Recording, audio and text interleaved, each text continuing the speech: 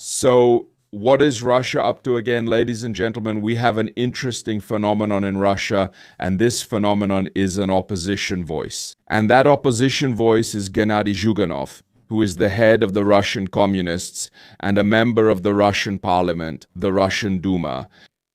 This guy stated that there is a possibility that the year 1917 could repeat itself.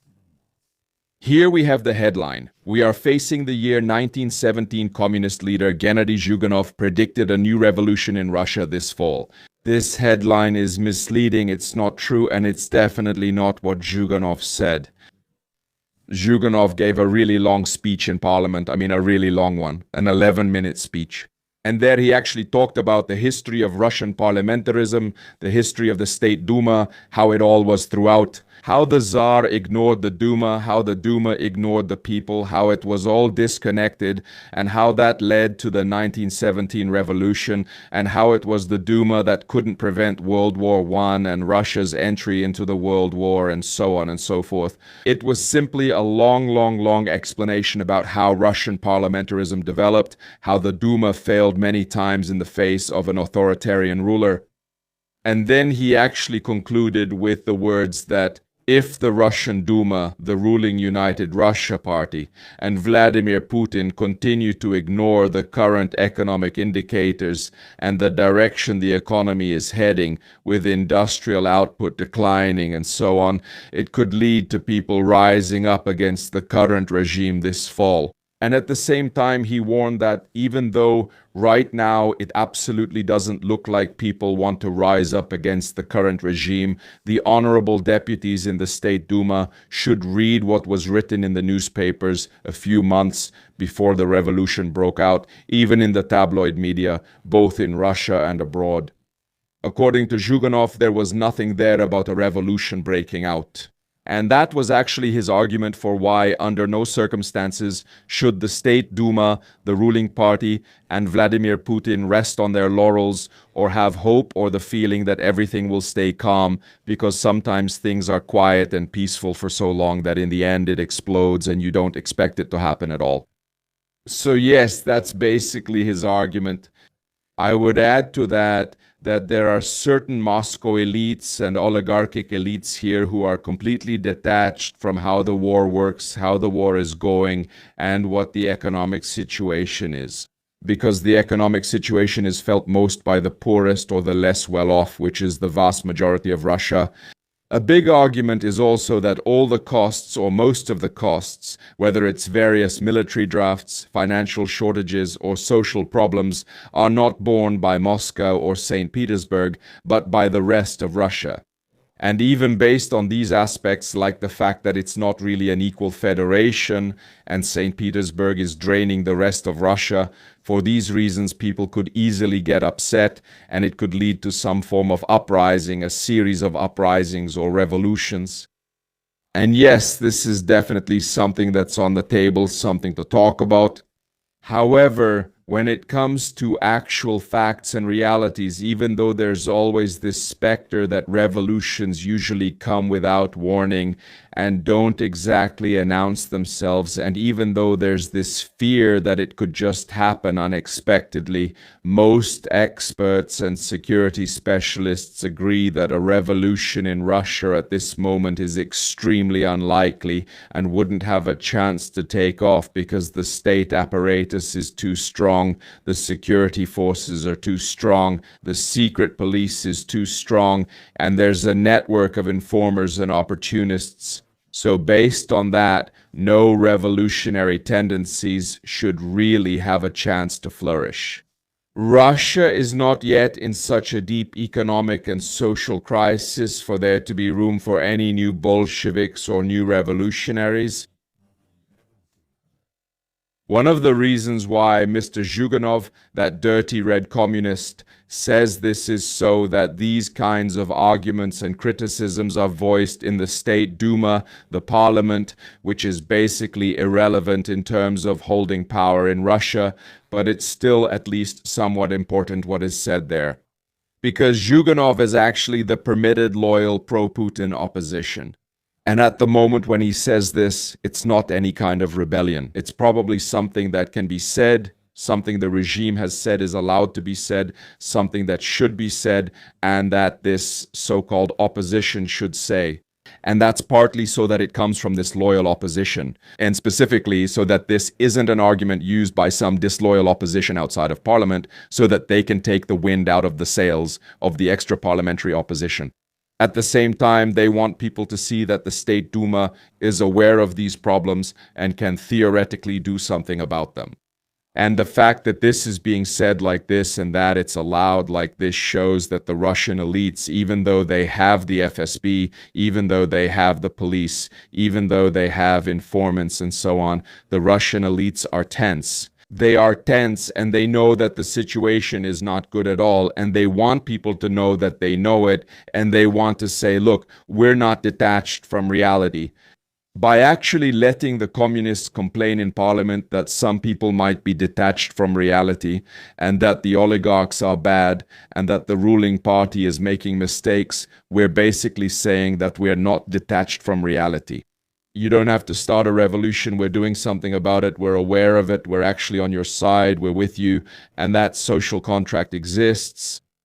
Yeah, that social contract between Putin and the Russian people. But the fact that all this is being said in parliament is basically the concern of the parliament, Vladimir Putin, and the loyal opposition that some people in Russia might feel that the social contract between Putin and the Russian people is falling apart. That the social contract which says, don't meddle in politics and you'll be fine, has stopped working. Because Putin stopped fulfilling the part that says you'll be fine. People didn't meddle in politics and they're doing badly. And this is actually the problem. The collapse of that contract is the problem. And based on that, they need to say, including through opposition voices, that they know about these problems and that they are addressing them. However, we are still at a stage where 99% of all experts you ask say that a revolution or uprising in Russia is very unlikely. And I wrote an article about this on Instagram. And a few people, actually quite a lot of people, even here in the chat when I'm streaming and so on, have mentioned that an uprising or revolution in Russia would be exactly what that regime deserves, and a civil war would be the absolute best. And I respond to that, be careful what you wish for. Like, really be careful what you wish for. Because let's take a moment to think about what it would mean if there were a revolution in Russia, or God forbid, a civil war. Let's open up a map, and that will help us map out the whole situation. Because that's what maps are for, mapping things out. So let's start with the positive. Imagine that suddenly, due to a lack of economic strength, social exhaustion, distrust of politicians, and so on, some form of civil war breaks out in Russia. Soldiers start to desert, just like in 1917. Boom, boom, boom, boom, and it starts. Suddenly, there are a lot of people who have been through the war, have military experience, possibly have weapons, and the black market is booming. So what would happen? The first positive point would be that the war in Ukraine would probably end. Ukraine might be able to take back Crimea as a result of that civil war in Russia. Maybe it would be able to occupy some kind of buffer zone around its territory. Maybe even as far as Rostov-on-Don or something like that. In this regard, Ukraine could turn the Sea of Azov into its own pond. This could happen. A civil war in Russia could lead to that. That would be positive because it would mean the end of the war in Ukraine. Theoretically, it would mean that extraction could begin and that oil and gas, especially gas, which is found in the Sea of Azov and around the Sea of Azov, could flow to Europe. That could lower gas prices and increase the availability of fertilizers. Overall, Ukrainian industry and agriculture would start up again. Investments would go there, Ukraine would be rebuilt, and this would be the positive side of things. With that, we could probably finish. Because when it comes to the negative side of things, the collapse of Russia would mean a massive increase in oil and gas prices. In connection with what's happening around Hormuz right now, that could easily mean $150 to $200 per barrel. Easily. If Russia's ability to properly extract and export oil were to collapse, that would mean a brutal loss that no one could really compensate for, especially in combination with the Hormuz crisis. In exactly the same way, the prices of all the other things Russia exports would skyrocket. Grain, gas, oil, of course, fuels as such, but also a lot of raw materials like steel, right? Uranium, aluminum, everything. Everything Russia exports, and Russia really does export a lot of resources, would suddenly skyrocket in price. That's something that would happen. This skyrocketing of prices, which might be slightly offset by mining in Ukraine, but it's hard to say, would cause an economic crisis in Europe, but also in Asia and, of course, in the United States. And overall, this collapse of Russia could cause a global economic crisis. As a result of the global economic crisis, of course, many countries could experience civil wars and unrest, especially in less stable countries, for example in Africa, where there would suddenly be a problem with food because Russia would not export as much grain as before. And overall, Russia might not keep its security forces in Africa to protect the area, or rather to keep dictators in power, so there could be a series of famines or civil wars. Africa would be brutally destabilized by the collapse of Russia. Europe would definitely have economic problems. And as a result, China would also face severe economic problems. Overall, Europe's economic problems would spill over into China. And on top of that, China would also have to deal with the fact that Russia could no longer supply them with as many resources as it does right now. Combined with the Hormuz crisis, this would lead to China facing an acute shortage of raw materials, oil, everything. That means a drastic drop in production in China. That means a drastic decrease in the availability of all goods around the world. When China's factories shut down, goods stop flowing, and the world starts to become a bit paralyzed. A little problem, a little problem. That means rising prices for everything, including consumer goods. That means more pressure on domestic economies. Of course, this destabilized Russian country could, for example, lead to China intervening militarily to protect its interests, to safeguard oil pipelines, gas pipelines, or possibly to occupy some territories in order to protect them from civil war. So it could lead to an increase in China's influence, but also to a crisis scenario in China itself. And honestly, if things went really badly, it could even happen that a civil war in Russia could suddenly lead to a civil war in China as well. But what would definitely happen is that as Russian influence and power collapsed, the dictators maintained by Russia would also fall. For example, Lukashenko or Tokayev, I think that's his name, in Kazakhstan, but I'm not sure now, or Tokayev, just the guy in Kazakhstan. The leadership of Kazakhstan would fall. Georgia is currently in a phase of waiting to see what will happen. Maybe if Russia started to collapse, the government that's currently being accused of being pro-Russian would change sides, and then they could occupy South Ossetia and Abkhazia. However, yes, that would lead to more conflicts in the border regions. Definitely. No, well, that way we could probably slowly get it under control, but that would only be possible if Russia didn't have nuclear weapons. Imagine that suddenly a country with nuclear weapons collapses into a civil war. Where do the nuclear weapons go? Who owns them? Who sold them to whom? Who will use them against whom? What's happening? We don't know. We have absolutely no idea. And then the very fact that suddenly in Russia there's not just one Vladimir Putin, but maybe 20 different dictators, semi-dictators, fascists, communists, oligarchs, all with different directions and opinions. How on earth are you supposed to deal with something like that? Vladimir Putin, sure, he has too much power and so on, but 20 lunatics who are worse than Vladimir Putin, that's what would come out of a civil war in Russia. And that old bearded quote still holds true, that the only thing worse than a strong Russia is a weak Russia.